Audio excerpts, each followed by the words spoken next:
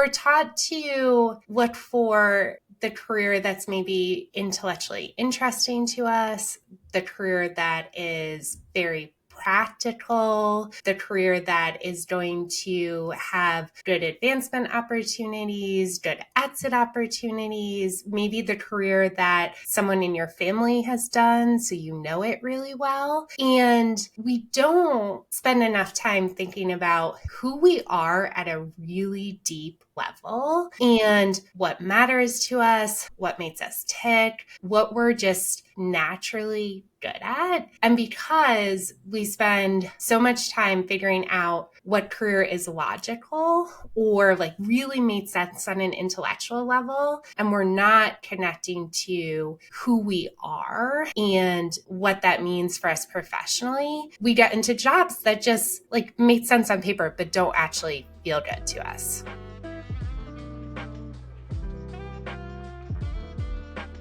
Are you feeling a little bit overwhelmed with all the external pressures and expectations that the new year brings? Maybe you're feeling a little bit stuck in your current situation or feeling anxiety about falling behind. The good news is you are not alone. So many others, myself included, are feeling the exact same way. The further good news is therapy can help. A therapist can help you distinguish external pressures from your own internal values, develop a timeline that feels authentic to you rather than one imposed by society, process any feelings of inadequacy or comparison, and whatever else you might be feeling or experiencing. Whatever challenges this new year might bring up for you, BetterHelp, who is sponsoring today's episode, can help make it easier. BetterHelp is a therapy platform that is entirely online, making it both comfortable and convenient. Simply fill out a questionnaire and you'll be matched with a therapist in as little as a couple of days. And don't worry, you can easily switch therapists at any time if it's not the right fit. Start fresh at any day of the year with BetterHelp by clicking the link in the show notes or go to betterhelp.com/unfulfilled to get 10% off your first month of therapy.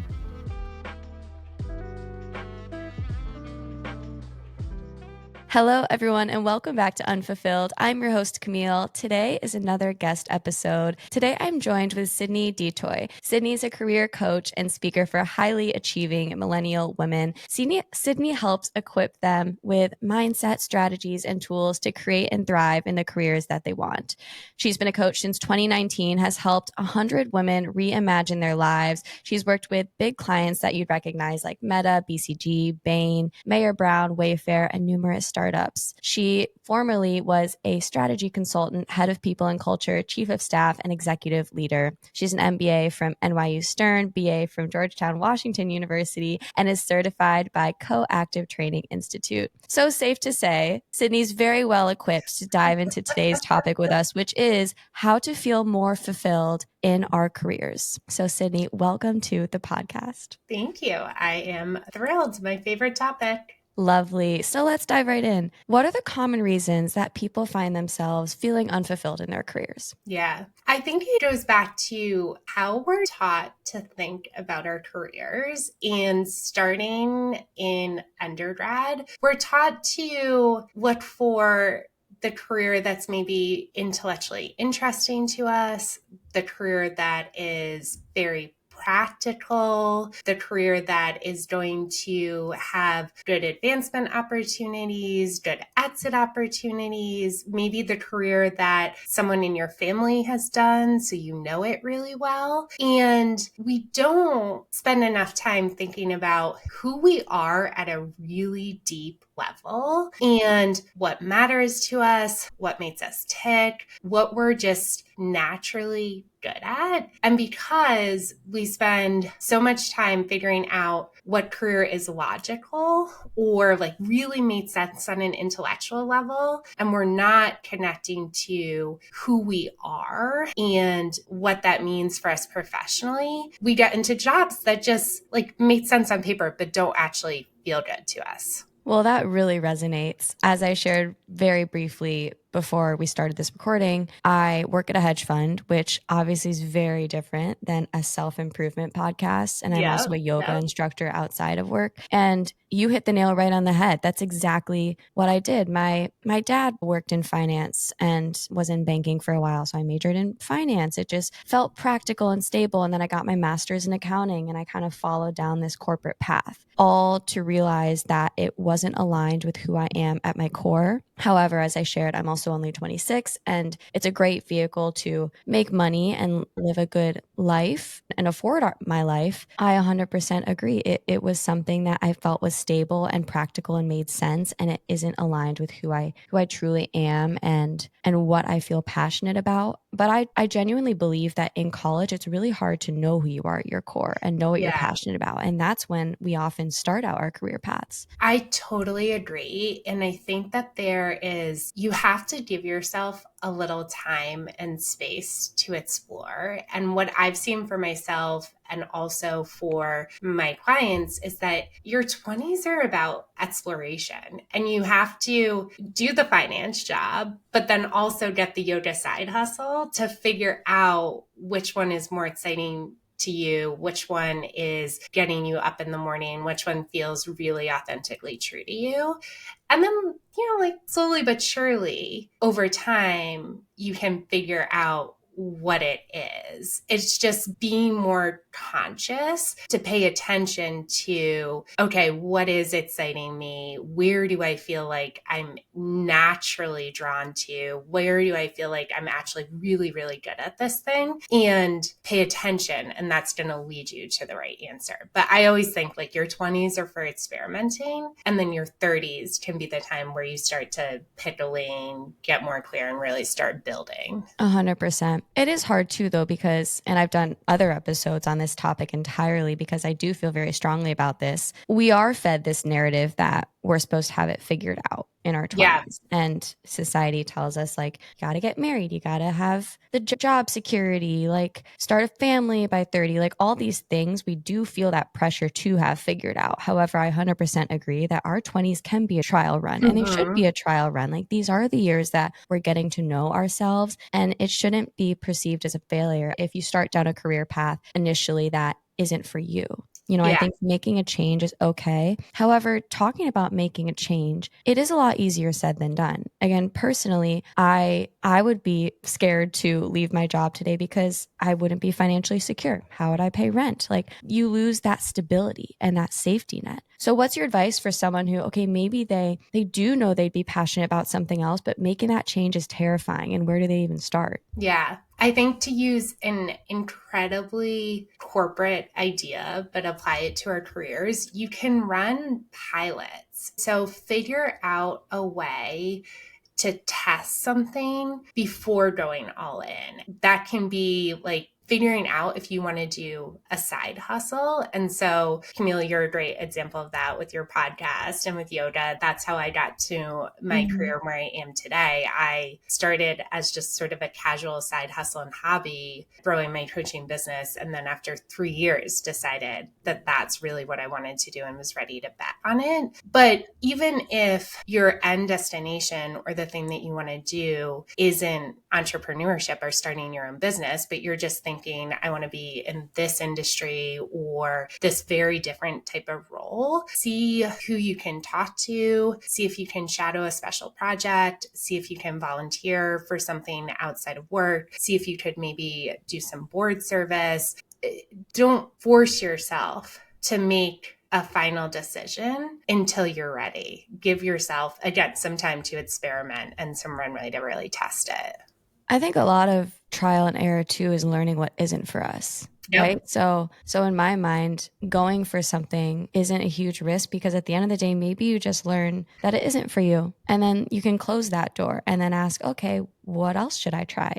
What other door might this open because that one closed? And the sooner we figure out what isn't for us, I think the closer we're going to be able to get towards what does feel aligned with us and what is going to fulfill us. Could not agree more. And I think the few things that I always think about is all data is good data because it allows you to close the doors or cross the things off the list that aren't for you. And nothing is ever wasted. So if you move to a role or an opportunity that's not right for you, you're still learning new skills. You're still making new connections. You're still building in a way that's still going to serve you in the future. You're always getting new experience and growing.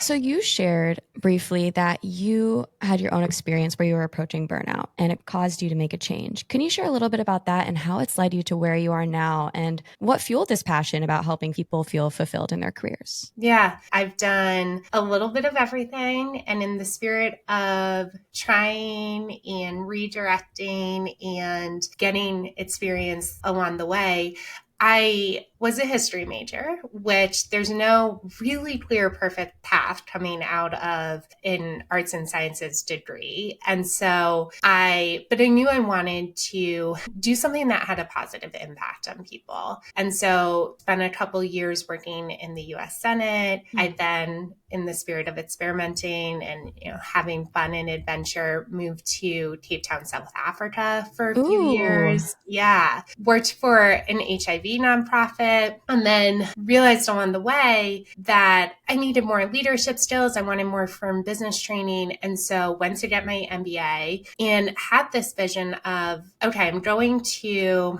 get my MBA. I'll just jump up to a leadership role at a nonprofit and I'll continue in this career of making people's lives better. I started to hear a lot of shoulds and found myself doing very, very traditional corporate consulting post business school, and chose that because there were a lot of exit opportunities. It was going to give me a lot of professional growth, et cetera, et cetera, et cetera. And it did all of that. But client services was just so fundamentally not aligned with what I was good at, what I cared about. And so I just sort of felt myself hitting a brick wall. And so did client services for 3 years before I really realized it's just something was not working. And so hired my own career coach because I was just sort of lost in the woods and couldn't figure out, I thought I was on a path that was going to slingshot my career forward, and was just feeling so unfulfilled, so burnt out, and needed some support. And so working with a career coach, realized as much as I wanted to make people's lives better, I actually really loved that by focusing on people, individual people, versus, say, some sort of massive social impact mission like HIV prevention or economic development. And so transitioned into a people and culture role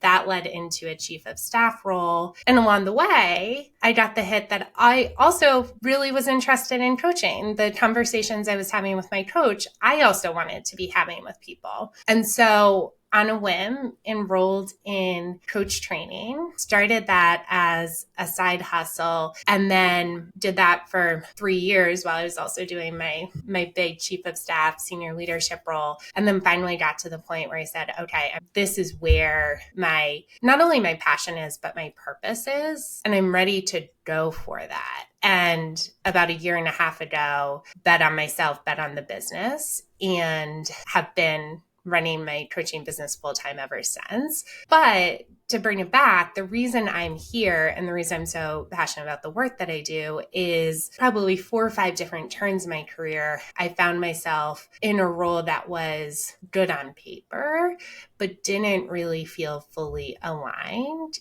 And I kept needing to do the work and the exploration and be willing to change and experiment to get to the right thing. And I love to help people do that. And sometimes you just need a little help doing it. Absolutely. Thank you for sharing that. That was really inspiring. And I know a lot of people can relate to that. I know I really resonated with that. And there's a couple of things I want to hit on. Yeah. You brought up the shoulds. And I've spoken to this in other episodes as well, because I love this idea and it's so real. We are so controlled and consumed by all these shoulds. We're constantly internalizing what other people think we should do or what other people think the right path is, especially when we're young and don't really know what we want to do. We're like, as we mentioned, like, oh, that seems practical. That seems stable. Let's just go down that path. I obviously bought into the shoulds and now I'm working at a high up hedge fund, but am I aligned with it? No. Does it work for now? Sure. Yep. And it is really hard to distinguishing the shoulds from what's going to feel true to you isn't a super obvious thing, because what feels true to you is often just this really quiet, subtle nudge or voice or feeling. And that the shoulds just kind of stack on top of it and push that down.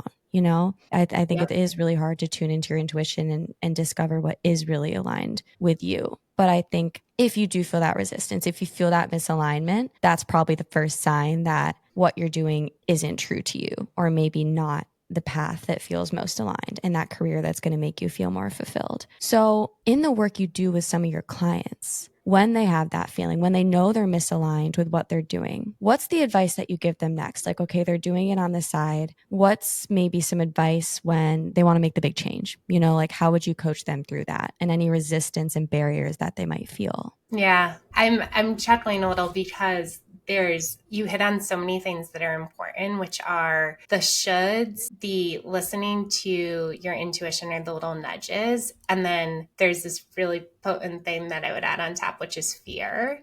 For our generation, fear of failure. And so it creates a pretty knotty block to you actually going after what you. It starts with a lot of inner work and small shifts. And so if you haven't been practicing or hearing that internal guide or nudge of intuition for a long time, the first thing you need to do is pay attention to it in your day-to-day life a little bit more and then act on it. And so if you're feeling a little bit of a nudge to go to a yoga class today instead of the spin class you had planned, allow yourself to do that and then allow yourself to do it the next day, allow yourself to do it the following day. And slowly and surely, it's going to become a lot louder and you're going to start trusting it more. And then the second piece is getting more practice trusting yourself and trusting that no matter what transition you want to make, whatever big move, big leap, you're going to be able to do it because you're capable, you're resourceful, you're resilient, you're scrappy, and building the trust in yourself that you're going to be able to figure it out. And I think we often in today's world have a deficit of self-trust because we just don't practice or think about it that often. And so doing a lot of inner work and then actually taking small steps forward. And so that can be something like, sort of depends on how big the shift is that you want to make, but start to have one conversation a week that's moving you in the direction of the big shift that you want to take. Or if you're building something, like actually start to prototype something, start to build your brand brief, and just keep focusing on one step at a time and know that those steps are going to build over time. And it makes it a lot easier to take the first step than to think about the massive shift or change that you're about to make. I couldn't agree more. I think just starting and gaining momentum is the key. And I think the idea of starting something's the scariest part. But I had a productivity coach on and he said exactly that. He's like, when you start, you'll have the momentum. It's just starting that people get so scared of. And you did bring up that fear of failure, which is so real. I feel it's that feeling that you don't want to make the wrong move. And then your mind goes to the worst case scenario, like, oh, but I can't because this just makes more sense, or this is what's stable and this is what's secure. But what's interesting is with the fear of failure, like, okay, is it more of a failure to stay in a position where we feel unfulfilled and feel stagnant? Or is it more of a failure if we never allow ourselves to go after something that actually excites us? Yeah. You know? Yep. Yeah. And this is cliche in a way, but I think there's something to it. You know, when you're at your 80th birthday party, what do you want to look back on your life and say that you did? You stayed in this role that was good enough, or you went for it. Yeah. Have you ever had experiences with clients where maybe they're not loving their current job or career path, but maybe ended up starting to feel more content and happy on that path by incorporating things outside of work or by shifting their mindset? Or does it always involve making a change outside of their current career and path?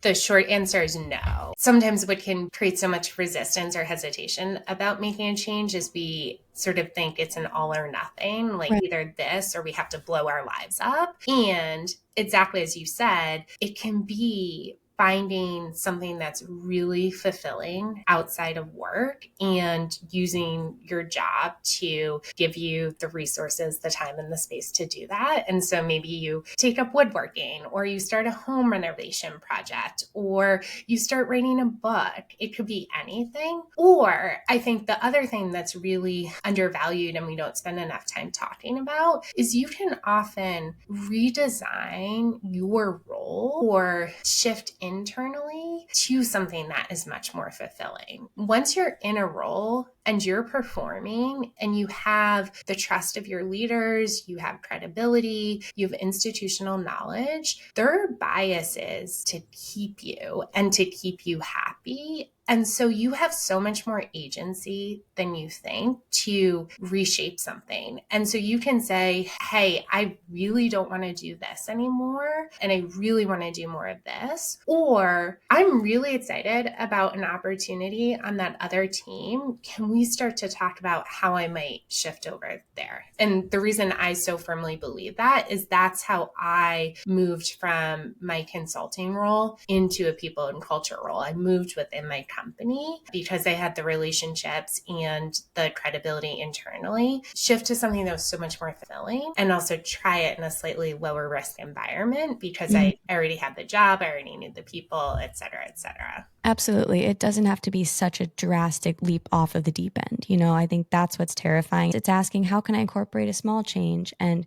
still get that new experience, and an experience that might feel more aligned. This is what I experienced too when I started experimenting outside of my job and starting the podcast, incorporating yoga teaching, volunteering outside of work. As we mentioned, just trial and error in our 20s, just doing as many different things as we can, started to put less pressure on my corporate job to fulfill me. And I think one big message that we need to unlearn that society tells us is that our job should be everything. Our job should fulfill us, and we should spend all our time and energy on this job. And outside of work, we're just resting or being social. Like, no, maybe that's your main means to make money, but it doesn't have to be and shouldn't be your primary means to fulfillment. What do you think about that? I totally agree. And I think it can be slightly different for different people. And so there's some people, some of my clients, who their job is what's fulfilling them because it happens to be so aligned with their purpose and their strengths. Like, I have a lot of clients who work in women's health, and to them, it's a vocation. This is what they're meant to do. They're advancing the sector. They're bringing in more investment. And so that just works for them. Yeah. And there's a difference between that being their entire identity.